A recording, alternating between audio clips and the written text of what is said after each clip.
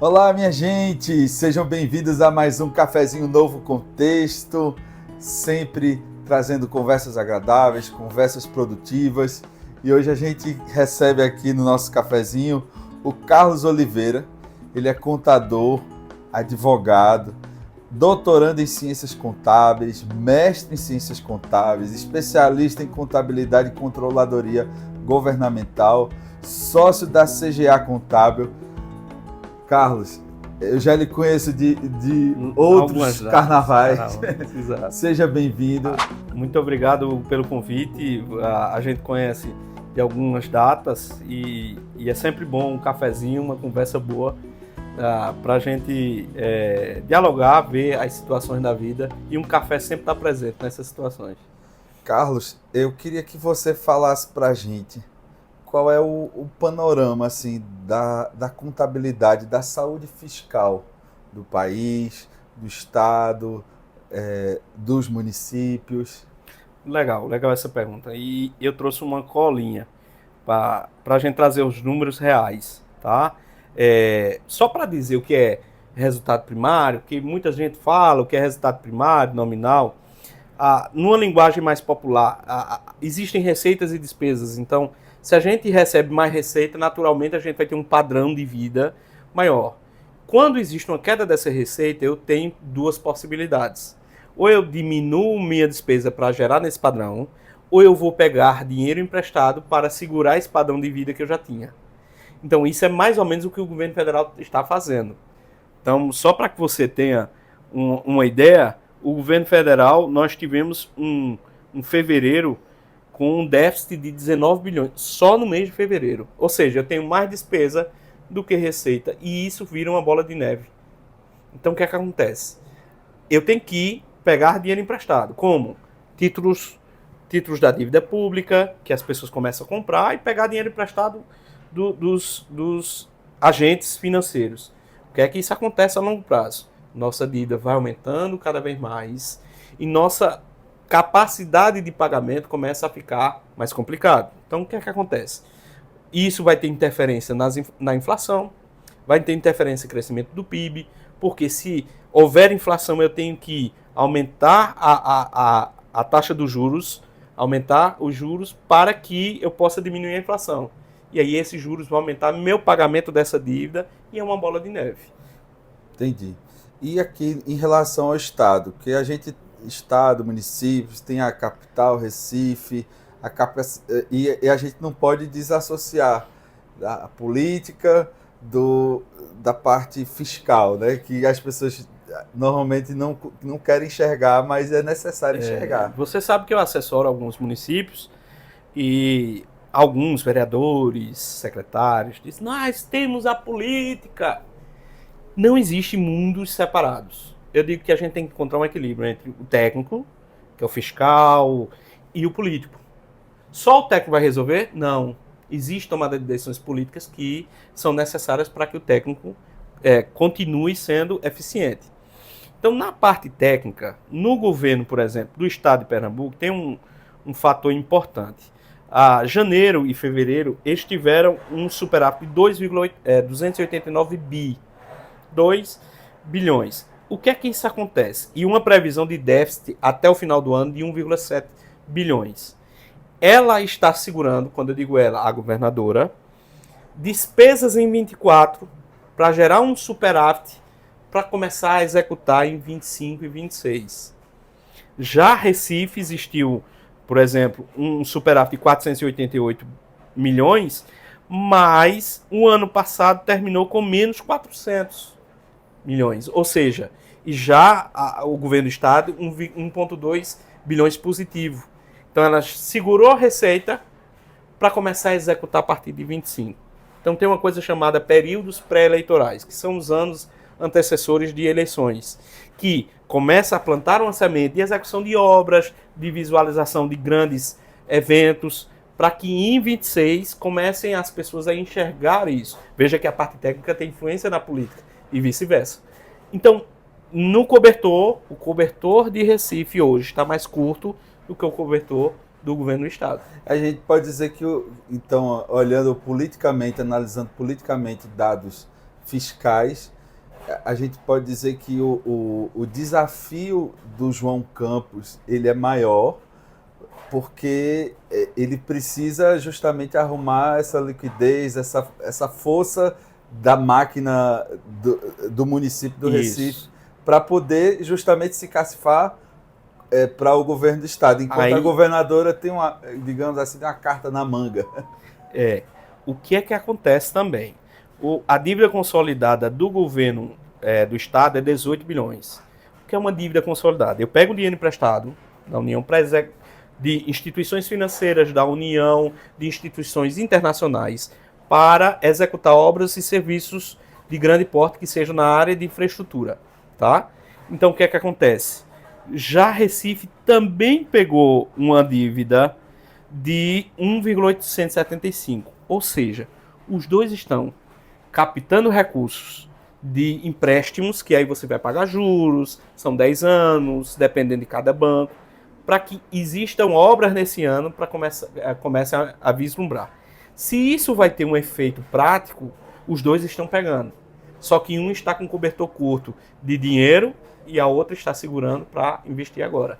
Aí ninguém sabe se isso vai trazer um reflexo político de fato, tá? Mas isso é uma estratégia financeira para que tenha reflexos políticos. Olha aí, gente. Vamos ficar atento também à parte fiscal dos municípios e do estado. Continuando aqui a nossa conversa, Carlos, como a tecnologia está transformando, que muitos não sabem, mas você está fazendo seu doutorado, se especializando também em inteligência artificial. Como é que a tecnologia está influenciando na contabilidade governamental, nos municípios, no seu trabalho? É interessante a pergunta. Muito tem se falado chamado de inteligência artificial, né? Mas tem que lembrar que a inteligência artificial não é uma ferramenta. O foco são as pessoas, certo? Mas a inteligência artificial ela tem se penetrado na vida cotidiana das pessoas de um jeito que a gente não começa a nem sentir. Então, por exemplo, eu fiz uma foto com a minha família de um desenho. Então, que são as trends que existem, né? Então, quem nunca utilizou essa trend, e isso começa a refletir no dia a dia das pessoas. A gente começa a verificar, por exemplo, o Tribunal de Contas do Estado de Pernambuco tem um sistema chamado Aurora, que é uma inteligência artificial, que são 3 inteligências artificiais, as melhores que tem no mercado, dentro de um específico chamado Aurora, para analisar todos os balanços, todas as execuções orçamentárias e financeiras de municípios. Quando isso começar a funcionar de forma prática e evidente, naturalmente, a inteligência artificial não vai dizer existe um problema, existe um desvio, mas ela vai dizer existe algo estranho nesse fato. E aí eles vão começar a analisar os fatos de uma forma bem mais eficaz. E veja quanto é a economia de tempo. No meu trabalho, quanto eu demorava para fazer uma análise de um balanço que gerava um dia, uma tarde, hoje, em 1 minuto, ela me gera uma análise de um balanço. O quantas coisas têm se refletido que demoraria anos. Sim. E que hoje já tem uma inteligência artificial que faz de forma tão prática e rápida. Por exemplo, nós vamos ter um primeiro congresso de orçamento em finanças com inteligência artificial. Então veja como as coisas estão mudando de uma forma tão rápida. Alguns teóricos chamam que nós estamos diante de uma revolução, que seria industrial no tempo passado, mas uma revolução tecnológica.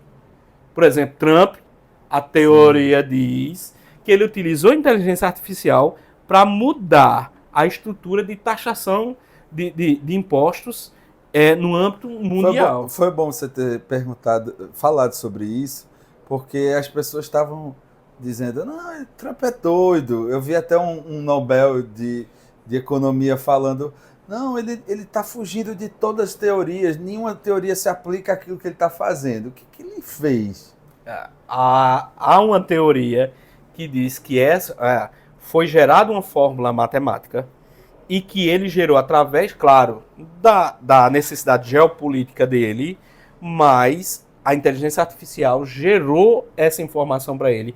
Por que taxar mais a China e não taxar o Brasil? Por que taxar Taiwan e não taxar, por exemplo, a questão europeia, que foi taxada de uma forma forte, ele recuou depois, mas veja que a parte agressiva dele, ele veio não da base só da cabeça. Existiu, a teoria diz que a inteligência artificial mostrou para ele o quanto cada país poderia ser taxado. E ele começou isso com uma premissa. Então veja, se isso tem gerado no mundo inteiro uma revolução, como não vai gerar uma revolução em estados, em municípios, em bares, restaurantes? Tudo isso vai mudar. Isso serve de alerta, por exemplo, para aqueles prefeitos que muito folclóricos, principalmente aqui no interior do Nordeste, que às vezes dizem assim, não, vamos gastar, vamos fazer, que depois a gente se vê, a gente se ajusta. Serve de alerta também? Serve, com certeza. Aqueles folclóricos que, por exemplo, tem um folclórico aqui no estado de Pernambuco que disse que colocava um biscoito debaixo do braço e saía distribuindo, saía visitando as crianças. Esse folclórico, ele sempre vai existir. Até porque nosso sistema político, se a gente for analisar, o café não é sobre política, mas faz parte. Nós estamos diante de umas bolhas, se você analisar, e que a gente precisa fugir um pouco dessa caixa, entendeu? Trazer mais para a racionalidade. Ver aquele gestor que tem entregas, ver aquele gestor que tem resultados, e não só porque ele é o popular. Então essa figura popular, se na via de regra ela não trouxer benefício para a população, cedo ou tarde vai mudar, porque a informação hoje com o celular, com a TV, a mídia, ela é muito forte e hoje a gente tem uma comunicação direta até com as pessoas. Sim. Então a inteligência artificial também vai fazer isso. Existe uma parte que você pode conversar com o seu gestor e não sendo ele, sendo inteligência artificial. Então veja como as coisas vão mudar, porque o prompt, o comando, você vai dar comandos e ele vai conversar. Então isso vai trazer um benefício grande para a população, só que os gestores precisam estar antenados sobre essas mudanças. Olha aí, gente. A conversa, se deixar, a gente ficaria aqui até a madrugada conversando. Mas desde já eu queria te agradecer, Carlos, por esse bate-papo agradável, esse cafezinho aqui, que a gente pode conversar e pode justamente trazer temas atuais que as pessoas talvez não estejam entendendo. Quando fala inteligência artificial, aí mexe com contabilidade, o povo já não gosta de número, aí mistura tudo e não entende, e acaba não entendendo nada. Foi uma conversa muito esclarecedora. Queria agradecer aqui o Lambreta Café por esse espaço, por esse café super agradável e principalmente a você que nos assistiu até agora. Muito obrigado pela sua audiência. Obrigado, Carlos, por estar aqui com a gente. Eu é que agradeço. A gente tem longas datas e é muito importante o café estar presente nesse bate-papo, nessas conversas e a conversa também com o seu público, que é muito importante. Então, gente, se você assistiu até agora, se inscreve no canal, curte, compartilha, comenta, participa desse nosso cafezinho. É muito importante a sua participação. E até o próximo cafezinho, se Deus quiser. Um abraço.